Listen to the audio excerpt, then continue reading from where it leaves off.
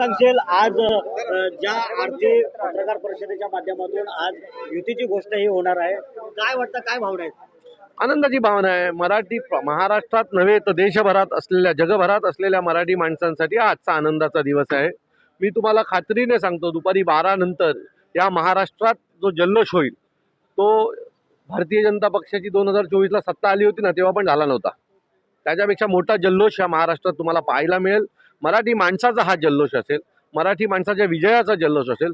आणि 20 वर्ष ज्यांनी स्वप्न पाहिली की बाळासाहेबांची दोन्ही मुलं ही एकत्र आली पाहिजेत आणि मराठी माणसाला न्याय मिळवून द्यायला पाहिजे होता, त्या प्रत्येक माणसाला आज आनंद वाटेल. पालिका निवडणुकीच्या पार्श्वभूमीवरती ही युती होते. जागा वाटपा संदर्भातला काय फॉर्म्युला असणार आहे का मनसेचा आणि शिवसेनेचा? आमचा फॉर्म्युला एकच, मराठी माणसाच्या चेहऱ्यावर आनंद आणणं, आणि त्याच फॉर्म्युल्याला घेऊन आम्ही पुढे जाणार, निवडणुका लढणार आणि जिंकणार. अन्य महानगरपालिकेमध्ये महापौर हा मनसे किंवा शिवसेनेचा बसणार असं तुम्ही वारंवार म्हणताय.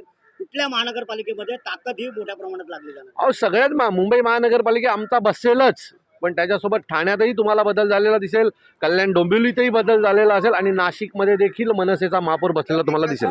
काल मध्यरात्री ठाण्यामध्ये मी तुम्हाला बैठक पार पडली महायुतीची. जागा वाटपा काय फरक पडेल तर रात्री सकाळी 4 वाजेपर्यंत जागावं लागलं. युती जाहीर झाल्या, युती जाहीर होणार याची फक्त पत्रकार परिषद आम्ही जाहीर केल्याच्या नंतर सकाळी 4 वाजेपर्यंत जागावं लागलं सगळ्यांना. याच्यापेक्षा काय बदल हवा आहे तुम्हाला लोकांना?